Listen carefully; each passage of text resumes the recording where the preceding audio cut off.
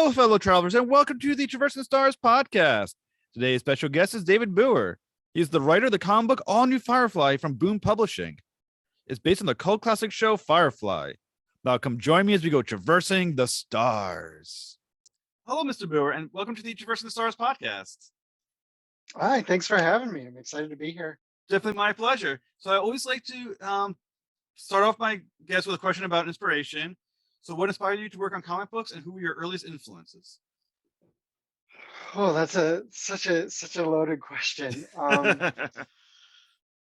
don't know. I've told the story before, but I'm an attorney by training. I have now transitioned into full-time writing, so that's exciting. But my inspiration to sort of start into comics and start into writing more generally was kind of escapism, because my first job out of law school was pretty intense. So I like to write creatively to sort of you know relax and sort of get away from the grind of it all. And that was probably 15 years ago now. And since that time, I started falling in love with comic books. I was not a comic book reader as a kid, other than things like Far Side and Mad Magazine I loved, but I wasn't a superhero kid much at all.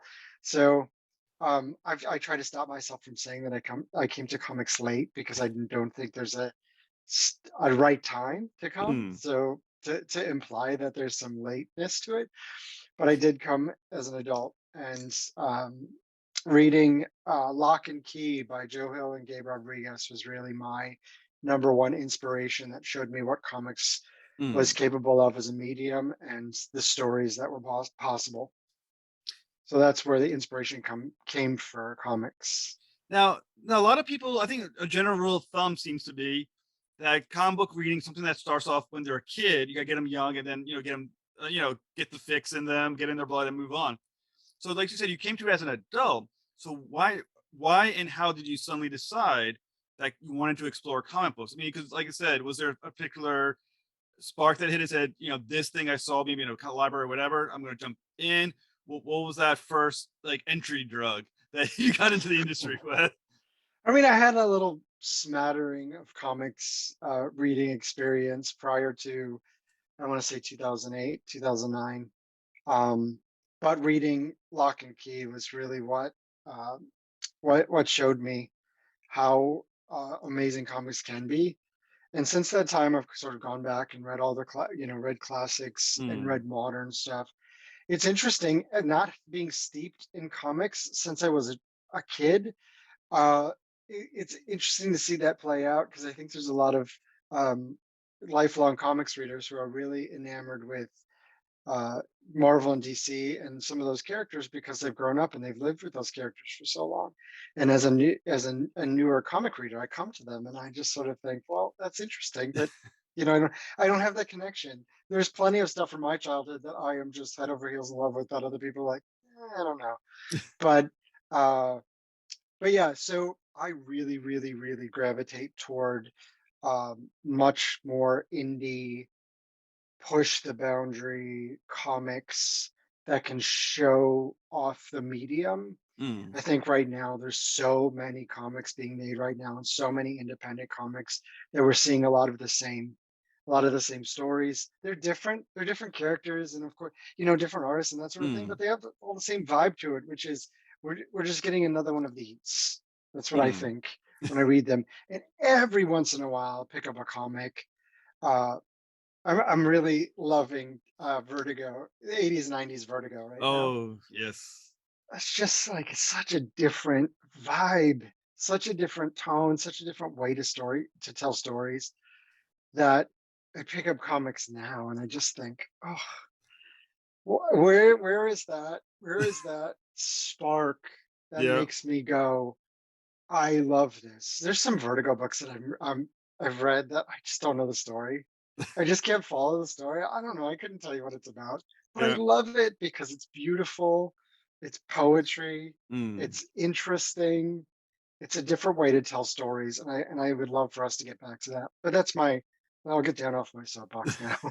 No, oh, I agree. I mean, one of the comic books that maybe changed the directory for me on how I go approach writing, especially comic books, is The Sandman. I mean, Hmm. talk about a comic book that, and I've said this before on my show, and I believe 100% that comes as close to any book I teach in English as being a true, absolute work of literature. Comic book, not comic book, is Sandman. It literally is a piece of art, of great writing and art. That book, it's amazing. Yeah, and I have recently read most of the volumes, so I'm experiencing it for the first time in our present sort of structure of what Mm, comics is, and especially indie comics.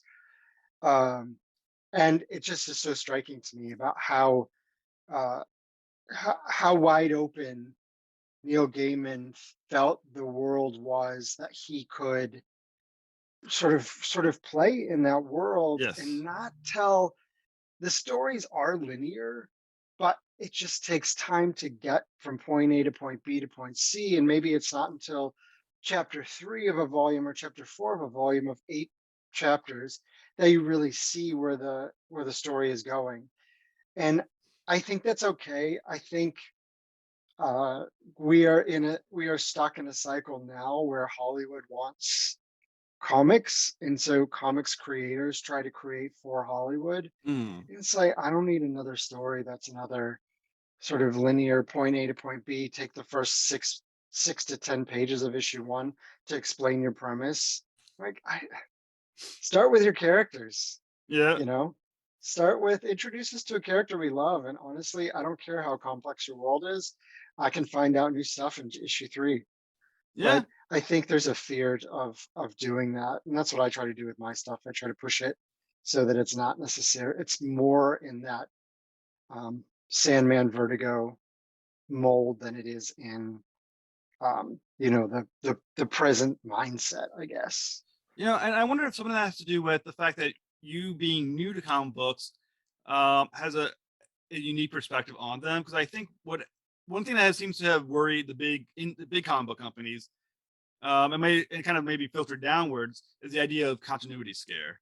If you make too much stuff and too much story, people are going to freak out. So every story needs to be like 3 to 6 issues long, 3 to 6 issues, and then you move on to the next story. I mean, the idea that Gaiman had Sandman go for 75 issues and kind of knew that's how many issues he was going to do it for, is kind of seems like a very unique sense. 'Cause nowadays, it's your comic book is going to relaunch in 10 issues. You're going to restart in 5 issues. Because that's considered the temperament of your reader. 5 issues, move on to the next number one issue. I Yeah, and I wonder. think I think there's the reverse of that is they only give you five issues. The publishers only give you five issues because there's so much content out there. Mm, And it's like unless you blow the doors off right away, there's not going to be an opportunity for growth to go a lot longer. Or if you're a super high profile, mm, Brian K. Vaughan or Rick Remender or somebody like that who can um, who can come in and pitch a 50 issue saga, yep. the little S saga, also the big S saga, right? Yes. Uh, so you can pitch a 50 issue story, and they know that you have the readers to come along with you. But comics creators who are right in the up and comers and the middle tier, they you just have to constantly pump out new content, and I think that's as much dictated by readers as it is by publishers because there's so much out there. Mm. Unless you create that romance with the readers right away, right out of the gate, they might hang with you for five issues, but they might be ready to move on to something else. Yeah, it takes some serious balls as an indie person to determine I'm going to write like a 30, 40 page series. Like, well, you can try. you can definitely try, but once again, it's not easy. Um, I've told creators who've come to me to their pitches are 10 for 10, 12 issues. And I'm like, cut it down to like five, mm, six at the outside, and even four to get it in the door because you're not going to get 12 issues with, one or two credits under your belt. You're not going to get 12 issues from a publisher for the most part. you're going to get 4 or 5, maybe 6 issues, and then they're going to renew it. So, like with my series Canto, we're up to issues, we're 21 issues in, but that was fully designed to be a long story, but it was also designed to be 6 issues that if it didn't work, those 6 issues would sort of live as they were. Mm. So we luckily have been able to continue on with it, but it's definitely structured in a way that we didn't go into IDW and say, we've got a 27, it's going to be 29 issues, I think, by the end of it. So we didn't go in by saying, we have 29 issues, come on for the ride. Yeah. And even with Canto, we start every volume with an issue 1 because that really helps with momentum and sales. Mm. It's like if we started issue 15 isn't going to sell anywhere close to even a new issue number 1 if you're on volume 4. Right. Oh, I agree 100%. I mean, I do some indie writing on the side. I mean, obviously not IDW level, but some indie stuff. And yeah, I have to think in terms of 2 issues, 4 issues, maybe 6 issues. If I'm, if I think, the publisher's really that interested. And yeah, I mean, it's a crapshoot. Like I'm currently working on a sort of series that would be a long-term series, but do I really think it's going to make it to all how many issues I think it's going to be? Probably not. Am I writing it just because at the moment because it's probably end up being Vandy Press anyway. Probably. I mean, it's rough. I mean, the industry, Indian comic book industry is rough, and to advertise it is hard, and social media has not made it any easier right now with new algorithms and that nature. It feels almost like a dice roll to figure out how to find your audience, how to keep that audience, and your audience has attention span of like 5 minutes. If you delay too Right. long, they're gone. Yeah, yeah, and it's a game, it's a long-term game, it's a game of Mhm. strategy. Very few writers out there have their first, second, third, fourth works be Stranger Things or you know, even uh, I go back to Saga. I can't. I'm sure it was very popular when it first came out, but it was. I think the popularity has only increased over time.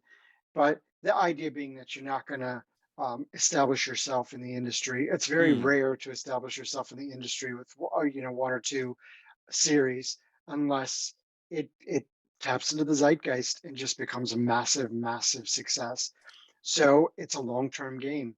So Mm. when you just got to keep putting out series, you got to keep putting out content, you got to keep writing, and you will step by step establish your audience. I'm only now, I've done I've done series with IDW, Dark Horse, Image, and Boom. And only now am I establishing a core audience and it's small, but I think it's an audience that will follow me and get my work because they Mm. like what I do, not necessarily, it's not as much series focused, if that makes sense. Mm. Like they'll pick up, my image book, Rain, because they think Rain is cool. But now I'm starting to get to the point where I'm seeing people pick up Rain because it's one of mine Mm. and they just come along for the ride. But I started writing comics in 2015 and my first series came out in 2017. So that's 5 years of working and putting out books. And only now am I starting to get to the point where um, I have readers that are with me for what I do, not necessarily just waiting to see if they're going to dig the next thing or if they just won't pick it up. So, as someone who, like I said, has been working this for 5 years, and you actually built, so you're saying you're building momentum, you're building your fan base. How do you ride the wave, as it were? Because obviously there's a wave of, I'm saying, putting out something new, Flailing, flailing, flailing. trying to keep my head above water, my friend. So, as far as that goes, I mean, once again, a lot of my guess, and I'm probably right on this, at least I think I am, but every single comic book reader is an indie comic book like wisher. You know what I'm saying? Where they're in their head, they have this like imagination that I'm gonna write this issue, and it's gonna be huge. I'm gonna break into the industry, and everyone's gonna love my work, and I'm gonna be a genius. I mean, I don't I mean maybe not every single comic book reader, but I get the feeling it's like in there somewhere nowadays that every reader's like, the next Kickstarter is gonna be mine. I'm gonna break through, you know? Yeah. So, how do you handle that? I mean, not only the length of time, the patience, I'm sure you've had a lot of positive reviews. I'm sure you've had a few people who were like, "What the hell?" You know? I mean, how do you ride that? And over 5 years, I mean, that's a lot of patience, a lot of follow through, you know? Yeah, you just have to first off is just have a thick skin because there's people who aren't gonna like your work. And second of all, you just have to keep going. You just have to keep writing. My first series was, I really loved, and it's landed very softly. And then my second series, which had uh, a name attached to it, still did not do the things that I wanted it to do. So just keep going. Yeah, just kept going. And then Canto came along, and I saw this character that Drew Zucker, my co-creator and the artist on Canto, um, the character scripts that he had created, and we wanted to work together. And as soon as I saw it, I said, "Wow, this is the kind of comic that I would want to read. This is the kind of character I would want to follow." And I just from that point on just have followed my passion for telling the stories I want to tell. Every single I there I do the Killer Queens at Dark Horse is an LGBTQ space comedy, and Rain is a drama, a horror drama. Canto's an all ages fantasy, all very different things. But one of the through line to all of them that I like to tell folks is that it's my passion for telling those particular stories. I don't Firefly. I'm writing Firefly for Boom, and that's my favorite sci-fi franchise. So I don't I want to tell the stories that I'm so passionate about telling that it's going to carry me to the finish line. It's going to carry Mm. me over the finish line to finish the stories. And there's going to come the day when somebody offers me up a job for something that I'm not super passionate about, and I just don't know what I would do in that circumstance because it's so important to me to tell stories that I'm passionate about and I love and I want to get out there. So I think if you're a writer or an artist or a comic creator and you want to do indie comics, don't chase the things that you think will be. It's just I've heard it a million times, and I found out on this end of it, it's absolutely right. Don't chase what you think is going to be successful, what's going to sell as a TV show, what's going to sell as a movie, what's going to be really popular. Chase the story you're passionate about telling, and I guarantee you that's going to be more successful than you trying to create some cool concept because you think people are going to dig it. Mm. So when you're something like Canto that you did have the opportunity to work on over time and develop as a series, how does that opportunity to and confidence to be able to write a series that I'm going to do maybe for these 6 issues, I'm going to do the next six or whatever. How does that help you develop as a writer, knowing or having the opportunity to write a long form comic book and develop a character over time instead of, like I said, a lot of writers, as we talk about, you have 3 issues, 4 issues, then you're done. You got to pack everything you want to do, 4 issues, move on to the next title. Having the one title and be able to develop that over time, how has that made you a better writer? Long form storytelling is very difficult, and I've only learned that through trial by fire. So, Canto we envisioned the different story arcs that would go forward. So we had an Mm, idea of where everything was going with Canto. To get the opportunity to tell that once you get to like volume 2 and volume 3, I have a paragraph for what those 5 or 6 issues will be. So it's then breaking that out into 5 issues or 6 issues, figuring out the cliffhangers, all that stuff. It's and then remembering what's happened before and projecting what's happening in the future. So it's always good to have that endpoint in mind. And then Firefly is 11 issues that I'm writing. And that too, I spun out the story over the course of 11 issues. And it's kind of, evolved a little bit as I've been scripting it. But that too has been an interesting challenge to watch to go from point A to point Z and hitting all the points in between, but finding out that the road that you charted in your outline isn't necessarily the road that you're going to take. So it's helped me as a writer take a longer view, a wider view Mm. of what's the story I want to tell. And I feel like when you're doing long form storytelling, as long as you know where you want to start, as long as you know where you want to end, and you know some of the stops in between, you're going to be all right. You're going to be able to write those interstitial spaces. So in something that is long form, or especially some, or like Canto, where there's a gap between, I mean, there's long form, but there's a gap between series. Do you ever worry that you're going to lose the voice of a character? Like, do you is something you have to dig back in, or is something that just kind of you know what I'm saying? Like, I've talked to a few people that you have to go back, or they'll watch like Firefly, they'll go watch the show again and get the voices back. And I think I talked to De Mateus. He's like, no, they're all just all in my head. They come back. I was like, oh shit. Okay, maybe that's why you're better than me. Right. Well, I mean, I think that is absolutely related to your passion for telling particular stories. I love Firefly so much that those characters live in my head rent free, and they talk to each other. And I know when I'm reading a script, I know what Kaylee's going to say to Mal, and I know the quips that Jane is going to throw in there when he's talking to Simon and River. I just know I know these characters, Mm, so every time I go back to script, their voices are already there. They're in my head. They're talking to each other already, and I'm just sort of transcribing. Same thing with Canto. I know who he is as a character. I know what he would say. I know how I'd react to every situation. So um, coming back to him, it's like, well, okay, buddy, little buddy, yeah. what do you want to do now? What's our next adventure together?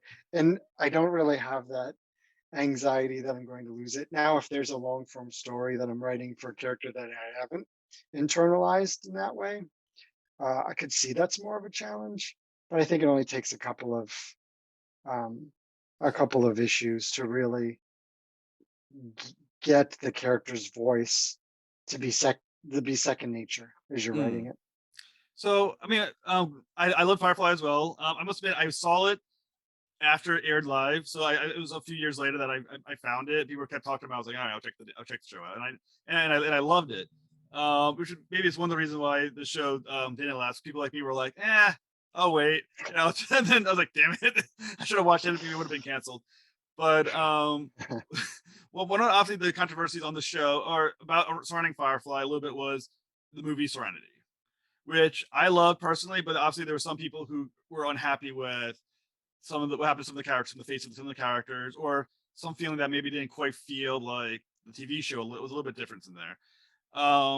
When you're writing Firefly, how much in your head is like surrounding the continuity? Is that all connected to you? Is that this is directly out of the show? Is it a little bit? Is it just a TV show that we're talking about, kind of ignoring a little bit what happened in the movie? So there's 36 issues of Firefly after that take place in the continuity after the movie. So All New Firefly that I'm writing takes place after issue 36. So it's all in the continuity. So the members of the Serenity crew that they've lost over time are gone. There's a couple new ones. It's all sort of the characters have evolved. So um, it's I liked the movie. I I did as enjoyed the well. movie. I think the people who are critical of the movie, I would like to take a time machine back to what is it, 2006 or 7 or whenever the movie came out, maybe a Yeah, little later. I'm sure somebody in the comments will correct us. But I would love to take a time machine back to when the movie came out and just talk to Firefly fans about it because I think they would feel differently. Because Firefly as a show had a very short life, and if it would have come out now, it would have probably gotten at least a second season. But since it was cut short, that movie, it was kind of a miracle that the movie even came to yes, life because that was Fox sort of saying, "Yeah, we'll throw you a bone. We see that there's that there's fans who love this show. So we'll give you 2 hours to sort of wrap up the whole verse yeah. on what we did, what you did in the show." And I think back then most Firefly fans are thankful to be able to go back to the verse one more time. Nowadays, of course, we're all Monday morning quarterbacks going, Yes. well, they should have done this and they should have done this. Yeah, it feels like a movie. It doesn't feel like the rough and tumble old west of the TV show, but that's the nature of movies versus television. And, I mean, back then especially, there was a separation. they made some ballsy ass decisions in that movie. Killing Wash. That's pretty damn ballsy. It was like that. I saw it. This is going back some years ago, and I think I watched it with my father because he didn't know the movie. I got him to watch it because he hadn't watched the original TV show. It's like, well, so they killed off that guy. That probably sucks. I was like, yeah, he was one of the main characters. Like, what do you mean he was one of the main characters? Like, yeah, he was one of the main crew. So he's like, Jesus Christ, they killed him off like that. I was like, yeah, they did. And book and And book is gone. look, and River turns into like the ass kicking, like super assassin. I was like that. That was some ballsy ass decisions they made. It's true, but I do I like when characters I don't this is so terrible to say. I don't like when characters die, but I appreciate stories that are not afraid to kill off characters because it never makes the reader 100% comfortable about where the story is going to go. So Wash was amazing. He was an amazing character, and there's ways to bring back Wash's sort of persona, Yeah. as you can see in the comic books. They've done a couple of different things that way, but there's ways to bring him to keep him in the forefront, even though that really tragic, shocking moment in the movie. So I like that idea that we can never be 100% comfortable because we don't know it's like real life. So that being said, since you said that, as the writer of Firefly, how afraid should the fans of Firefly be right now? You just you threw that out there. I like I said, you can never get complacent with your beloved characters because you never know what's going to happen to them. Well, one thing about Firefly, once again, that it's a licensed property at Boom. I think it was before it was at Dark Horse, but it's obviously owned by the Josh Whedon company and all that. How strong Fox, Disney, Fox? and Fox, Oh, Disney and Fox. It's not. Oh, wow. Okay, they because own it Fox is completely. at Disney now, Oh, so that's right. That's right. it's Disney that actually owns Firefly and Buffy and Angel and Which is all why those Whedonverse. which is why they talked about potentially bringing back Firefly with a new cast. I was like, oh god. Anyways, I so have an idea for it, so oh really? Okay, cool. So you're gonna pitch it, but I hope so. That would be amazing. being that it is a licensed property and you have the weight of Disney and Fox behind it, is there an editorial mandate in this book or things that they're telling you can do, can't move in this direction? This character wholly do not can't do, can't screw with that character, or do you have basically the freedom to make your story? I had so much freedom to write the story. The Firefly as a TV show movie is 15, 20 years old now. Um, so they're not very precious about most any of it. So we have a lot of freedom to do. There's a couple of things that we just can't do visually, just because they just don't. Disney doesn't want that particular thing. But beyond that, I was allowed to play around in the verse and just tell the story that I really wanted to tell, and I think I got the opportunity to do that. So I'm Well, really excited for folks to check it out. We've just started. Issue 1 just came out. Issue 2 is just coming out, and then there's 11 issues, and I think the last issue is a big oversized issue, and I just love what we've set up to mm. pay off by the end. So I hope folks come along for the ride because I think you're going to be really satisfied with how the story plays out. Yeah, and like I said, I really enjoyed the issue that you wrote. One thing that I thought was interesting, and I think you did a great job with it, is that when you're watching the Firefly TV show, and the movie as well, Serenity. Um, obviously the writing was great. I really love the Firefly, the writing, but one of the key points, the way the show works, is the chemistry among the cast. The charisma they brought, the characters, and the energy they brought to the screen.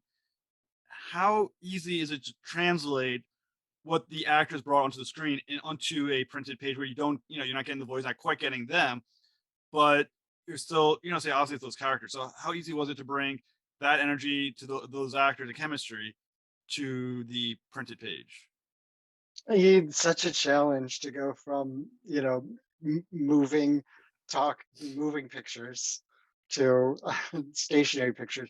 But, again, it goes back to knowing these characters and having internalized who they are.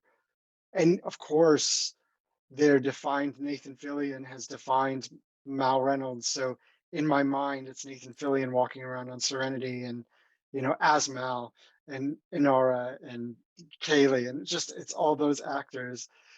Uh, but knowing their voices makes it easy to create scenes where that banter can happen.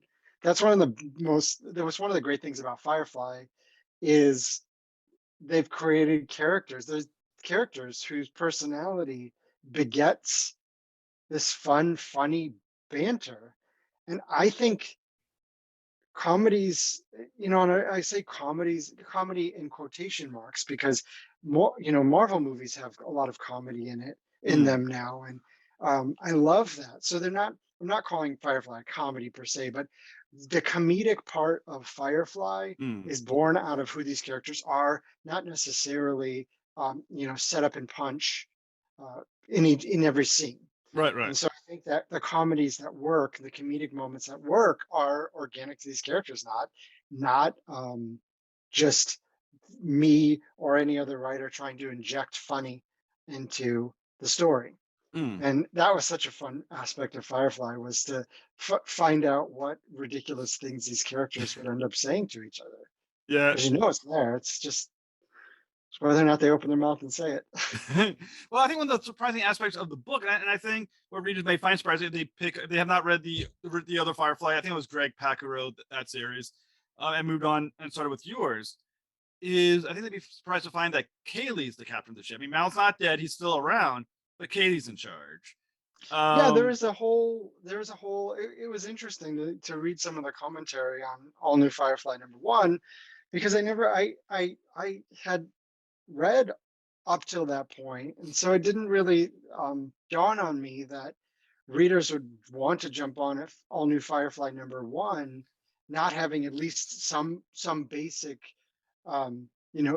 exposure to what had happened previous to that. So people expressed surprise that Kaylee was the captain, and the Leonard was part of they're like, who is this guy Leonard who's part of the crew and everything. I'm like, there's a whole story arc about how he came in, and there's a whole part about Kaylee, and Mal was gone for a while and they brought him back, and he has this existential sort of crisis about being captain, and that's why he's not captain anymore. And it's all those wonderful things. It's like jumping into Firefly in season like 5 when you haven't seen the first 4 seasons. And I'm not saying that you shouldn't jump on with this, because this story arc, if you accept sort of everything as it's constituted without a lot of explanation as to why we are at that point, mm, this story stands on its own. So if you are a Firefly fan, but you haven't read everything up till All New Firefly #1, that's okay. Come on board. You're going to enjoy the ride. You're going to enjoy the characters. Just know that there were 36 issues prior to this that got us from Serenity to mm. you know Requiem, where they are now, and All New Firefly #1. Well, like I said, I mean, I think it was extremely well done. And the first issue, Thanks. I think the other thing people like about Firefly is that these are not. I mean, and I love Star Trek, but these are not Star Trek, where we represent the Federation, we're going out on a mission of peace, and we're full of goodness. The Firefly cast is like space pirates almost, you know? Bandits. They're Yeah. bandits and outlaws, and they just don't. They're morally flexible, and Right. all that stuff. And I think that's what it's like. Star Trek exists in New York City in the 19th century, and Firefly exists in the West. Mm. That's sort of how it is, and I So like that. so yeah, so when you're designing that storyline, right? You obviously have a group that especially when you know the original TV show, is they have a certain type of morality. They go on missions. Sometimes the mission isn't exactly a moral, isn't a moral proposition what they're doing, but often the morality sometimes takes over, sometimes it doesn't. So when you're dealing with characters that exist outside the law or kind of somewhat criminal, how do you balance the idea of the mission and kind of pushing them so they're kind of doing things that are wrong, but not doing things that are considered immoral necessarily? Yeah, so obviously they're out there, they're trying to survive, and they're gonna do what they need to do to survive. Mm, But at the end of the day, they're always gonna do, I think the Serenity crew, it's so good. The show's so good because they're good folks. They're always gonna do what's right. They're gonna give back the medication they were gonna try to steal hmm because somebody else needs it more than they do. They're going to try to help. They're going to do those things because I think that's who they are as people.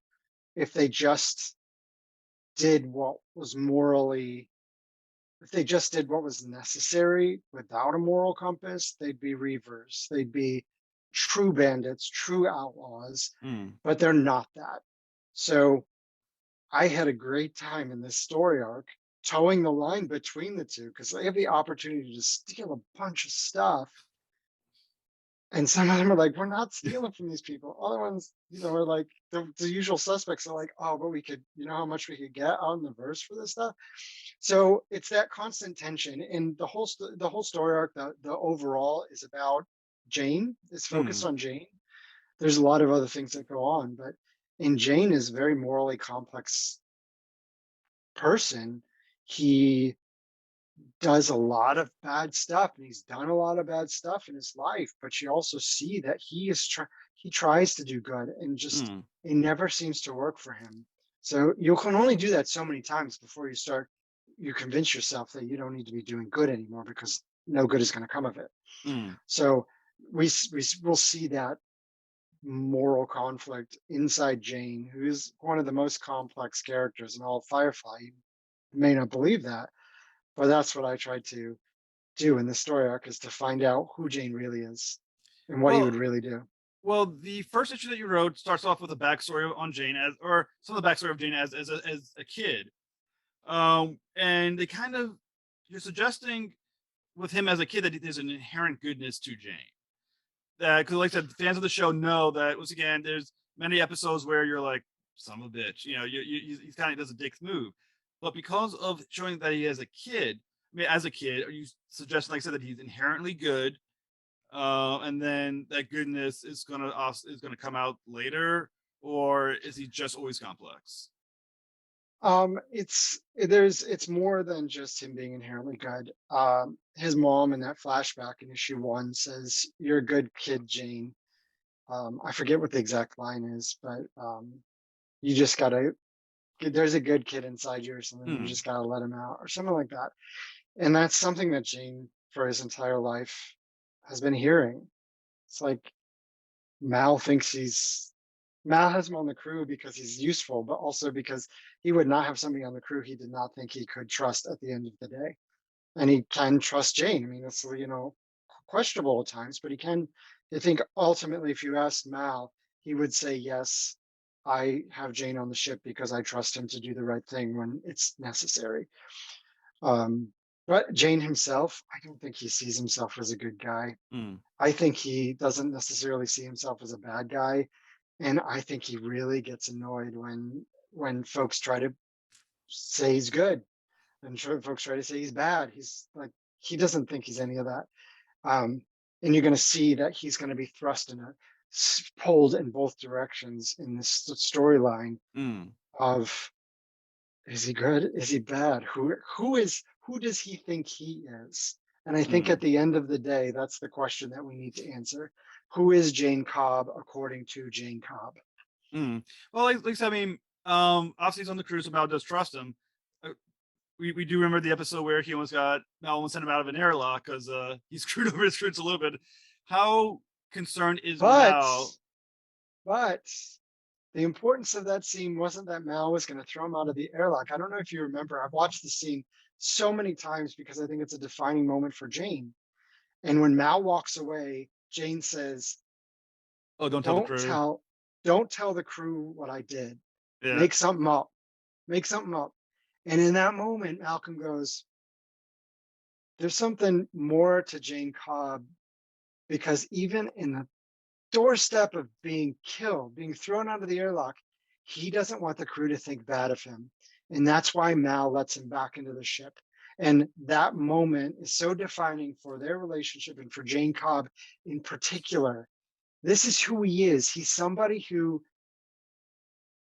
is, does bad stuff. He does good stuff. He wants people maybe not to think he's such a bad guy, but then again, every time he tries to do good stuff, it kind of backfires a little bit. So we're going to see all of that spin out in the story arc.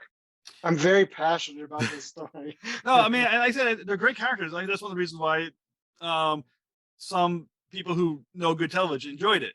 I haven't gone back and enjoyed watching it. I mean, for some reason in my head, I don't know. This is a bad analogy though, but an analogy in my head popped up was like sort of like a dog, almost like somebody compared Jane to a dog. That is like, yeah, it's basically a good dog, but if you leave food on the table, you walk away. The chance the dog's gonna eat your food. I mean, just be careful. Trust the dog to a certain degree, but at the same time, the dog's going to do what it's going to do. Does Mal have a thought, even though he trusts Jane, that you still got it at all times? Is he thinking to himself, Jane could do something bad at this point? If I'm not careful, Jane could go the wrong way. Jane could got us into trouble. Because like I said, I mean, once I can't remember the episode, but you know what I'm talking about, where he reports the crew to the authorities because he can make some Yeah. money on it. I mean, is that a thought that goes through Mal's head that yes, he's a crew member. I think he may be trustworthy, but if I'm not careful, he'll bite me. Yes, and I think if you really pressed Mal, he would say it's less about Jane truly turning on them, but Jane making some precipitous decisions that he doesn't think through. Hmm. So, like turning them in, he thought that would be River and Simon. He thought that would be the easy way to sort of make himself safe and make some money off of them. Um, and you see in that airlock when he's like, "Don't tell him what I did," you see him starting to think through and Hmm. learn about the consequences to some of these decisions. And Jane is Jane, so he doesn't think more than a step. He's not a strategic thinker. Yeah. So I think that's what Mal is most worried about with Jane. It's not is that he'll make bad decisions that'll put the crew in danger, but not necessarily that Jane is this evil bandit who's gonna turn on. Hmm. There's a moment in the show when you see how Jane got on the crew, and Mal offers him more money in a private bunk, and Jane immediately turns on the other folks who are with him, and so Mal knows if another offer is going to come, it comes along, Jane's not going to think through, well, am I safer on Serenity or am I safer with them? A week from now, a month from now, he's just going to think, ooh, more money in a private room, a private Hmm. bunk. And you're going to see the crew struggle with that very concept when dealing with Jane, especially Kaylee, who's captain Hmm. now, and she's trying to like be captain for everybody on Serenity, including Jane. She Yeah. just doesn't know how to she doesn't know how to be captain for somebody like Jane. So you see her struggle with that too. Well, on the show, they developed, obviously make Malcolm and Jane. Jane has respect for Malcolm, and I mean, I respect and also maybe a little bit of fear as well, but of Malcolm, Captain Mal. But I can't remember once again. I can't remember the episode names anymore. But there's an episode where, what the hell's the name of the episode where they have to go on separate ships because the Serenity's dying. They have to separate, and Jane goes with Inara, and I think maybe Kaylee as well, and it goes in that direction. And Malcolm basically tells Inara, if you let him take over the ship, he's going to. Because while Jane respects Mal at some point, he doesn't necessarily respect the others because he thinks, he's the alpha male in his head, probably. With Kaylee in charge, does Jane respect Kaylee enough to view her as a captain, or is it Mal's there on the ship, screw with Kaylee, screw with Mal? How does that I'm saying that whole dynamic work? Yeah, so he does respect the Kaylee's chain of command. He's more of a loose cannon, unpredictable, rather than specifically like alpha male now. because so much time has passed since the Serenity movie and since the show. So I think Jane has calmed down and he sort of understands the value. He understands that Serenity is a family and he's part of that. So I think he's accepted that, but he's still the same Jane that's making decisions without thinking them through. Um, so he respects Kaylee, but Kaylee is still having to deal with that loose cannon aspect of Jane sort of doing his own thing, and sometimes he doesn't listen to her. And it's not that he doesn't respect her chain of command. He's just like, I I think I have a better idea for this, or I'm not even thinking about that. And he just goes and he does some things. Mm, So I don't think she's got any sort of fear that he's going to turn on her and like revolt and take over the ship or anything like that. But it's more like, how do you how do you control how do you keep Jane on the straight and narrow when Jane's never been on the straight and narrow? mm. Well, another interesting character change for those who may not have read Greg Pak's run is Zoe. She's a mother. Yeah. How's that impact her as a character, and how dangerous is doing what she does with a kid on board? You know what I'm saying? I mean, that's something that she has to now calculate. Yeah, so I think she's much more hesitant about the things that they do and the jobs they take and that sort of thing.